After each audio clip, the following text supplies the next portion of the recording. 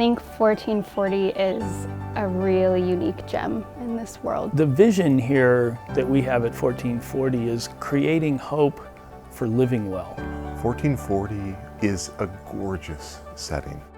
Just to step on campus here brings a sense of calm, of nourishment, of relaxation, and I would say enhances the ability to open to well-being and flourishing.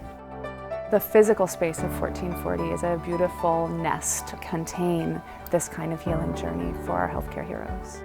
Healing Our Healthcare Heroes was born out of debt of gratitude for our frontline medical workers. The program entails an opportunity for them to come to 1440 for rejuvenation and healing. This program started as and continues to be the most important program, the most fulfilling program for me personally. Everyone is just so engaging, they just connect with you. All the employees, they remember you by your name. It just made it so personal to finally interact with people. You know, that was meaningful.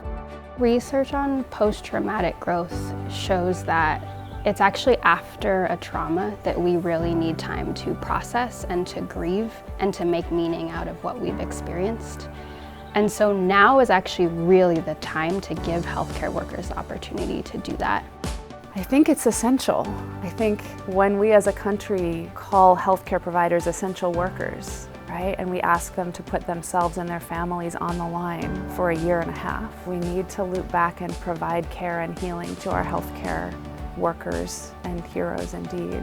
It's important because we're people too. And how can I help you heal if I'm broken? I need to heal too.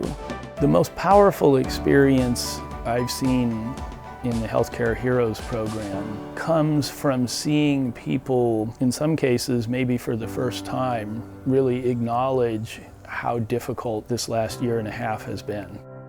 It got so bad that some of us knew the coroner's number by heart. It became really dreary really fast. Actually using the word grief is kind of foreign to us as healthcare workers sometimes. We want to call it other things. We're very comfortable with the word stress, but actually using the word grief really hit the nail on the head for what we're actually experiencing. Every time I talk about moral injury and guilt and shame and fatigue, it's just a lot of this.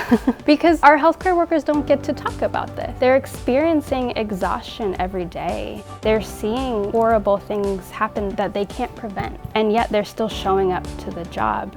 A lot of the burdens that I brought with me here are now within reach of resolving. Of course, I didn't think I had any burdens when I came. It was only until we had the workshop that you realize that you got burdens.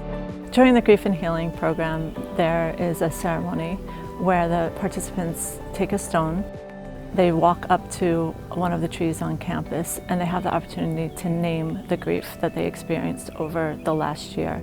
And when they put the stone down, it's about leaving that behind, and we hold that for them. I want to quote actually a colleague, an amazing scholar, Gabor Mate, who says, people don't just become traumatized when hard things happen.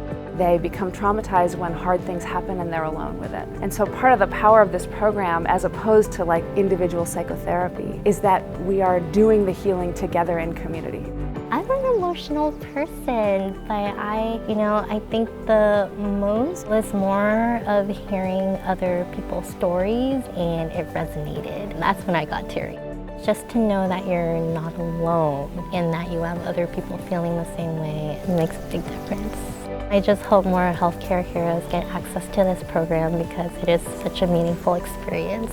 I feel so much better. I feel lighter.